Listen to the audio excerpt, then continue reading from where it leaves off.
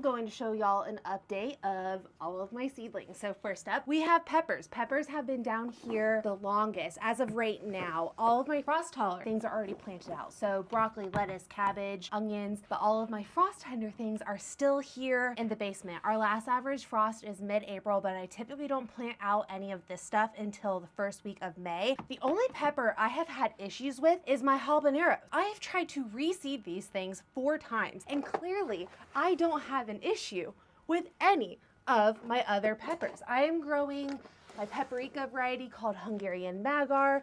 I also have cayennes over here, serranos, 3 different types of bells. I really wanted yellow, orange, and red bell peppers this year. I'm also growing a snacking pepper, which is this one here. These are super fun. You know those little variety bags of peppers you can grab at the store that are tiny, kind of like small bell peppers? That's what this is. Next up, we have tomatoes, which you will see. My tomatoes are still pretty small, but come in another 4 weeks, these will be the exact same size. And that is why I start my tomatoes so late. Tomatoes grow so incredibly fast. I also have a whole other tray right here. I grow all paste varieties, all Roma types of varieties, classic Roma, a Supremo, and Inca Jewels. These have been tried and true in my garden and I really enjoy them. A new one this year for me is the Tomatillo. Next up, we have all of my snapdragons and also dahlias. These really need watered. Snapdragons really take off and they start to grow pretty quickly. I'll probably plant these out in just a few weeks, especially because our weather's been relatively warm. It's not warm today. That's why I'm wearing a sweater. Kansas is kind of tricky. That's one reason why I don't plant till that first week of May, because we have random cold dips like today, where I think I feel like is currently 50. I have multiple zinnia varieties right here. I have Cosmos, and then I can't remember what this one is. I just knew the flowers looked cool. Yep, and honestly, I'm not even going to try to attempt that name